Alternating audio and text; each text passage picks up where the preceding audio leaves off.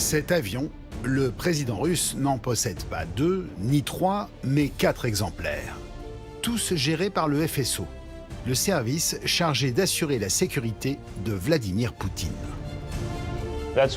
C'est pour ça que nous ne savons pas grand-chose sur cet avion. Tout ce qui touche au président russe, c'est top secret. Sa caméra au point, il est l'un des rares à avoir pu filmer à bord. À 15 ans, ce jeune Russe atteint d'une maladie incurable, voilà son rêve s'exaucer. Je suis actuellement assis sur le siège réservé à Vladimir Poutine. Au-dessus de moi, vous voyez, il y a le blason de la Russie. Et là, c'est le téléphone du président. Une opération de communication pour faire oublier des images bien moins favorables au régime russe. En 2001, à la suite de son réaménagement par une société britannique, l'intérieur, un brin tape à l'œil d'un des avions présidentiels, fait l'objet d'une fuite dans la presse. Vladimir Poutine, il a un goût très particulier, je dirais. Beaucoup de rouge, beaucoup d'or, un mobilier particulièrement luxueux. C'est ce qu'aime le président. C'est quand même assez baroque. Moi, j'ai pas vu ça depuis la maison d'Elvis Presley. La discrétion étant la meilleure des protections, Vladimir Poutine opte régulièrement pour un autre moyen de locomotion. Comme l'a révélé ce journaliste russe, en exil en Lituanie. Vladimir Poutine a décidé de prendre au maximum le train. L'intérêt du train, c'est qu'il est difficilement détectable. On ne peut pas le détecter avec des radars. Le public ne peut pas le suivre sur Internet. C'est extrêmement discret, un train. C'est exactement le même train que pour les passagers normaux. Il est de la même couleur, du gris, avec une ligne rouge. Seuls quelques détails trahissent la présence du président russe à bord. Ce train est bien plus lourd que les trains normaux. C'est pourquoi il faut placer 3 locomotives à l'avant. Normalement, il n'y en a qu'une seule. Sur le toit des wagons, on peut aussi apercevoir des antennes pour les communications sécurisées. Un train blindé qui bénéficie de la priorité absolue sur le réseau ferré russe. Vladimir Poutine peut ainsi voyager sereinement, sans rien sacrifier de son penchant pour le luxe. Nous nous sommes procurés des documents de l'entreprise qui a construit les wagons de ce train. Dans l'un d'eux, on trouve une salle de sport. Il y a aussi un salon de beauté et toujours dans le même wagon, un sauna et un hammam. Ce recours au train, Vladimir Poutine le partage avec un autre président, le Chinois Xi Jinping. Il faut dire que la Chine, deuxième puissance mondiale, ne dispose pas d'un avion présidentiel, ou plutôt, n'en dispose plus. En 2001, le gouvernement chinois avait commandé un Boeing 767-300ER aux États-Unis, à Seattle.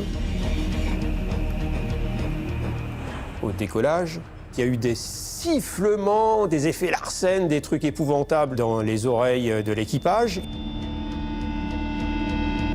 Ils vont démonter l'appareil, ils vont retrouver pas moins de 27 micros cachés dans l'avion.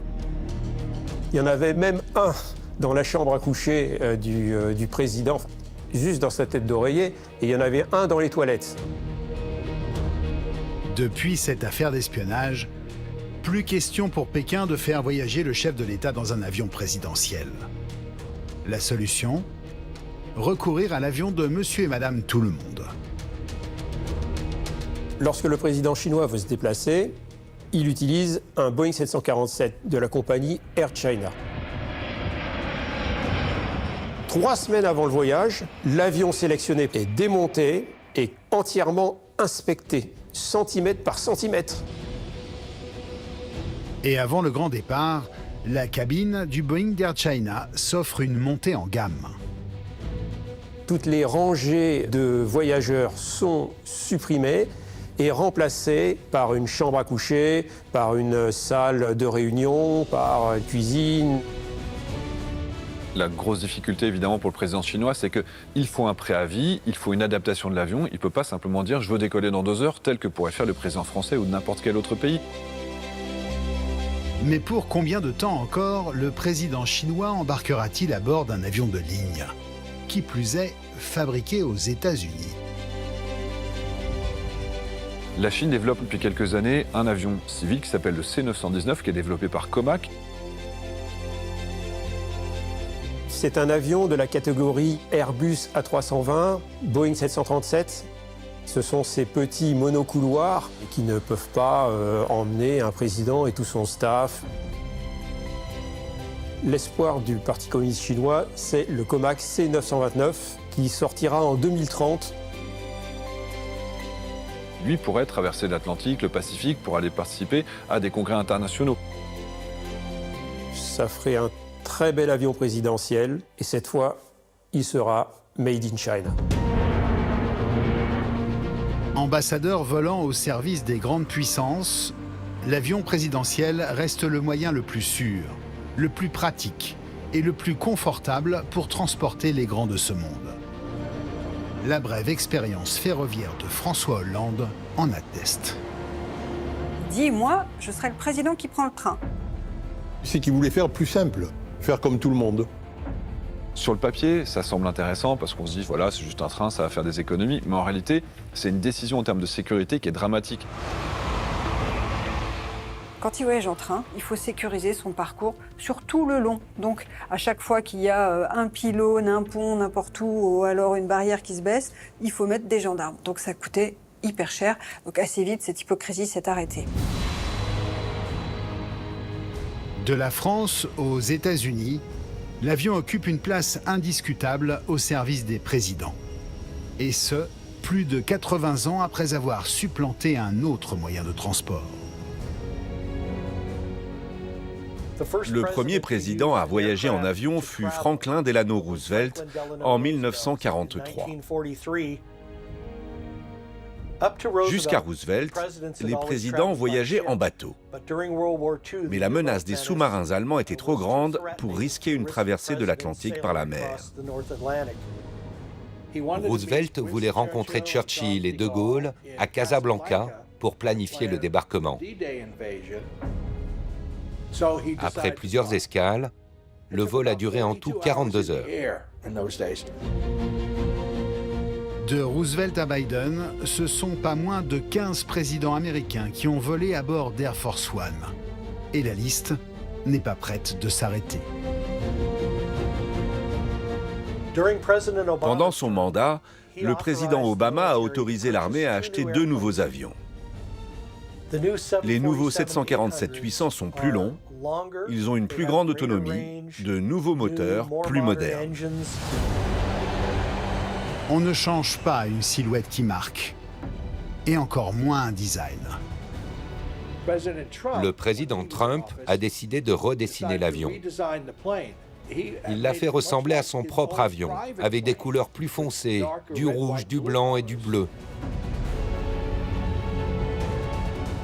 Mais ensuite, le président Biden a décidé de revenir aux couleurs de Kennedy, le bleu ciel et le blanc.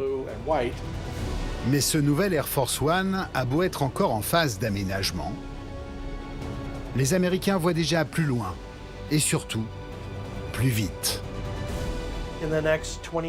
Dans les 25 à 30 prochaines années, nous verrons arriver un Air Force One supersonique. Sur la scène mondiale, chaque nation veut avoir l'avion présidentiel le plus puissant, le plus impressionnant et le plus avancé technologiquement.